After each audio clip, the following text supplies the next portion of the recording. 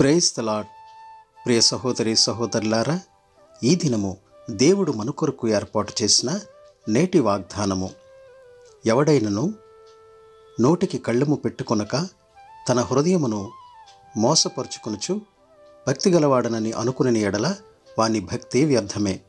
యాకోబు రాసిన పత్రిక 1వ అధ్యాయము 26వ వచనము.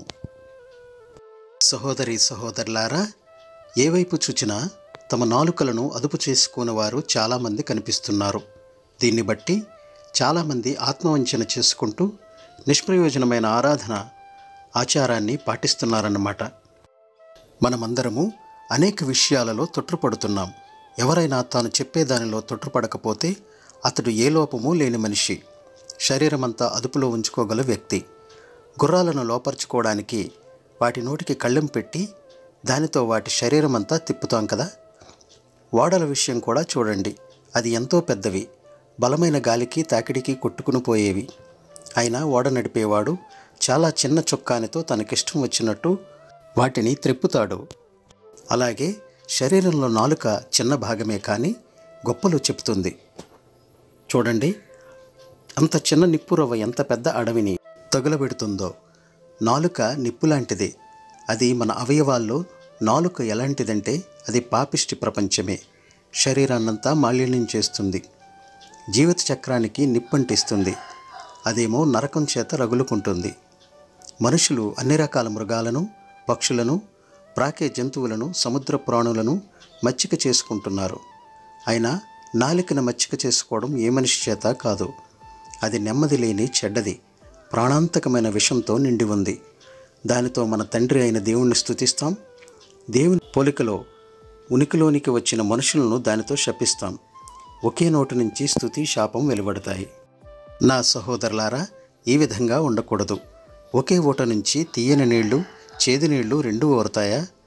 నా సోదరులారా, అంజూర చెట్టు ఆలివ్ పండ్లు, ద్రాక్ష చెట్టు అంజూరపు పండ్లు కాయడం జరుగుతుందా? అలాగే ఒకే ఊట నుంచి ఉప్పు నీళ్లు, తీయని నీళ్లు రావు. అనుగ్రహింపబడిన ఈ వాగ్దానము నిమిత్తము ప్రార్థన చేసుకుందాం. మహాపరిశుద్ధుడా, మా ప్రియ పరలోకపు తండ్రి, నీవు ఇచ్చిన వాగ్దానమును బట్టి నీకు వేలాది స్తోత్రములు, వందనములు. నీ వాగ్దానములో మీరు హెచ్చరించినట్లుగా మా ప్రభు, మేము భయభక్తులు కలిగిన వారమై ఉండి కూడా మా నోటికి కళ్ళెము పెట్టుకొనక మా హృదయమును మోసపరుచుకొనుచు మరి తండ్రి, మా నోటితో మంచి మాటలు కాకుండా చెడు మాటలు పలికే మరి నాయన గుణమును కలిగి ఉన్నట్లయితే మాలో నుంచి తీసివేయండి. తండ్రి, ఈ వాక్యమును వింటున్న ప్రతి ఒక్క బిడ్డను మీరు ఒకసారి పరిశీలించి తండ్రి, వారు ఆత్మ పరిశీలన చేసుకుని వారముగా మేమందరము మా యొక్క మనస్సులను ఆత్మ పరిశీలన చేసుకుని మా ప్రభువా, మాలో ఉన్న ఈ లోపాలను సరిచేసుకున్నట్టుకు సహాయం దయచేయండి. మా ప్రభు, మా నోటి వెంబడి నీ స్తుతి మరి నాయన నీ యొక్క ప్రార్థన తప్పించి మరి ప్రభువా, ఏ చెడు మాటలు కానీ మరి నాయన తండ్రి ఇతరులను శపించే మాటలు కానీ రాకుండా మా నోటికి మేము కళ్ళెము వేసుకుని వారముగా ఉండటకు సహాయం దయచేయండి. నిగ్రహమును దయచేయండి తండ్రి.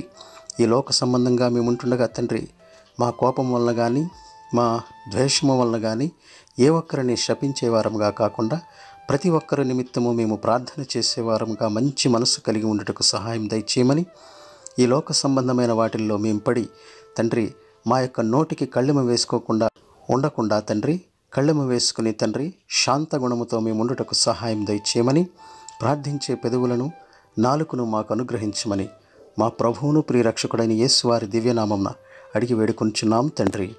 ఆమెన్.